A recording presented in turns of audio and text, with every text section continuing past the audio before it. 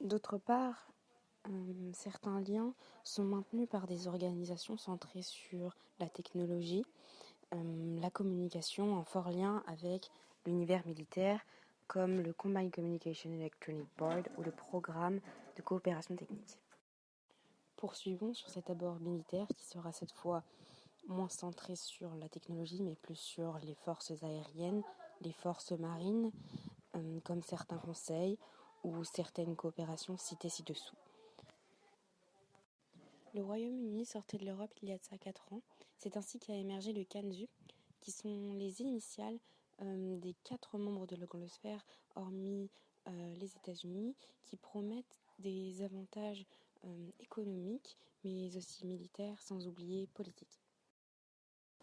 En raison de ses forts liens historiques avec le Royaume-Uni, l'Australie partage certains traits culturels qui persistent encore aujourd'hui, comme par exemple la liberté de marché, qui est très élevée là-bas par l'utilisation du modèle capitaliste, mais aussi le sentiment partagé de mondialisation qui a conduit des villes comme Sydney à avoir des impacts considérables sur les marchés financiers de l'économie mondiale.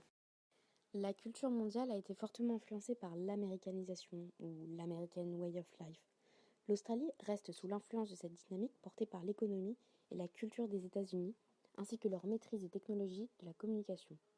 À ce jour, 52% des internautes locuteurs du monde utilisent l'anglais pour communiquer.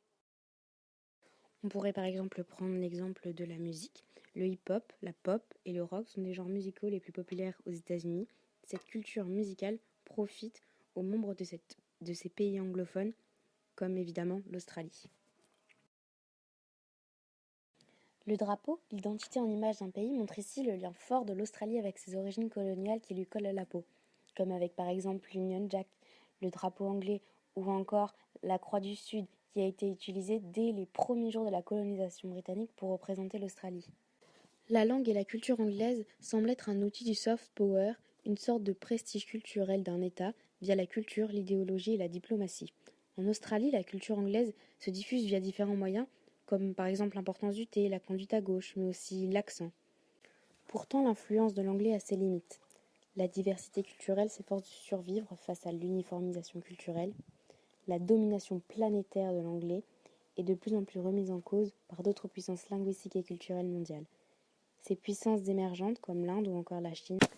Pourtant, l'avenir de l'Australie s'avère moins indépendantiste avec une diversité linguistique qui ne cesse de diminuer. Depuis le XVIIIe siècle, les langues aborigènes sont de plus en plus délaissées et méprisées face à un anglais qui est jugé nécessaire à la réussite. Le gouvernement australien même juge cette langue de condition de la liberté.